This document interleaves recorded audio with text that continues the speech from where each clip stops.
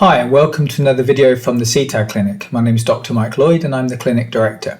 In today's video we're going to be looking at an aspect of therapy known as processing. This is particularly important when we're thinking about traumatic memory, which is a mainstay of working with complex trauma and dissociation. At some point it's very likely that traumatic memory is going to become a part of the conversation, and that's going to be a sort of a necessary way of being able to look at the person's history and understand where the dissociation emerged and general patterns of functioning and how the person is coping in everyday life. But it's really important that we think about process as a thing, because process is very different to content. Content is the story of what's taken place.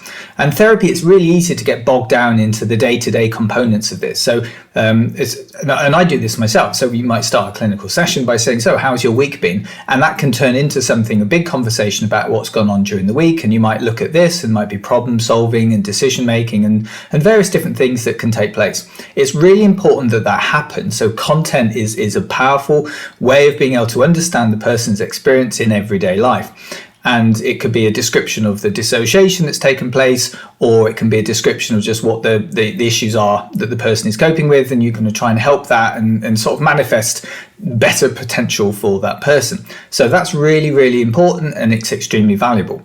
It shouldn't be done at the cost of process, however, and process and content are different things. So I'll give you an example. So if we're thinking about content is, I went to the train station, I caught a train and I went to London and the train was delayed, and on the way back from London it was a bit of a nightmare journey for me and that was pretty horrible. So that's the content. The process will be, well, what is the impact of that? Tell me what happened within you as a result of that.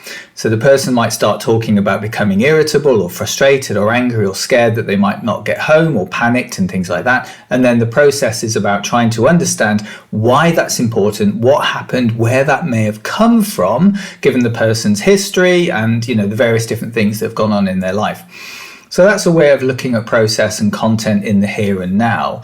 When we're looking at trauma memory, it can be quite different, because what a person often wants to do is remain within content mode. So a lot of people come to therapy for traumatic histories and experience, and they want to offload as much of that trauma as possible. They want to get rid of the trauma, they want to talk about it, and it can be very difficult sometimes trying to sort of manage and negotiate that, because a person gets really, really sort of like stuck in some respects in the what happened. I need you to understand what's taken place, what's gone in my life. It was horrible. I want someone to witness it. Incredibly important and very valuable. We have to understand that sometimes that story just generates itself over and over again and can be repeated over and over again. Doesn't often lead to a resolution of the trauma. For some people, just telling the trauma and leaving it and walking away from it helps enormously. For other people, it requires processing. It's about really understanding on the nature of what happened, what took place, and what's the impact. And therapy is fantastic for this, because it's a relational situation. It's a dynamic between two people that allows the therapist to be able to see the changes and the shifts in a person. The person might start talking about trauma content and they may immediately dissociate.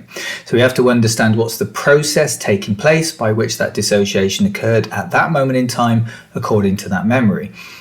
And this is often why trauma is worked on later in the day in therapy, because there has to be a degree of stabilization to allow that processing to take place. Otherwise, dissociation just occurs time and time again whenever the trauma becomes too difficult for the person to regulate. So the processing is something that takes place to allow the therapist to be able to reflect and observe on the person and say, right, I notice that something is going on. I notice you're not making eye contact. I notice that your words are stumbling out. I notice that your body may be becoming much more rigid, much more tight. And I'm interested in what's happening for you right now.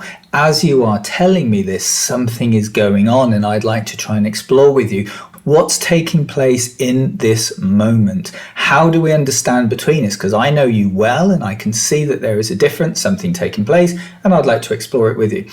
And the stability of the relationship, the trust within the relationship really allows the therapist and the person to explore the impact and the consequences of these things. Why did this matter so much? Why does that affect you so much? What has taken place is the content, and how it is impacted and how that impact is playing itself out in these relational processes for that individual over and over again throughout their life is the processing of it. And what we're seeking to do with trauma therapies is try and understand both the process and the content. So we're going to be looking in, this is a part 1, we're going to be looking in part 2 at much more about sort of breaking down what some of these processes are. This is obviously something that's taken place within a therapeutic relationship, but a person can do some of this stuff on their own. They can, for example, you might be driving along the road and you get stuck in traffic, and that delays you, and that means that you can't get to the place you want to be, and you get really, really angry and you start shouting inside your car and you're sort of berating all the drivers around you. That's what happened. It's possible to sit and turn around and say, I wonder why in that moment in time, why did I get angry? I've been in lots of queues, I've stuck in lots of traffic, I wasn't angry. Why was I angry at that moment in time? What's going on in my life that has led me to be angry in that particular place at that particular time? That's part of that processing that takes place to help us understand these factors that are going on. And therapy, because it's a nice contained environment, it's a really good way to be able to explore those relational aspects, because so much of the trauma work that we do within complex trauma is relational. It's different to single event sort of trauma happening out there in the world.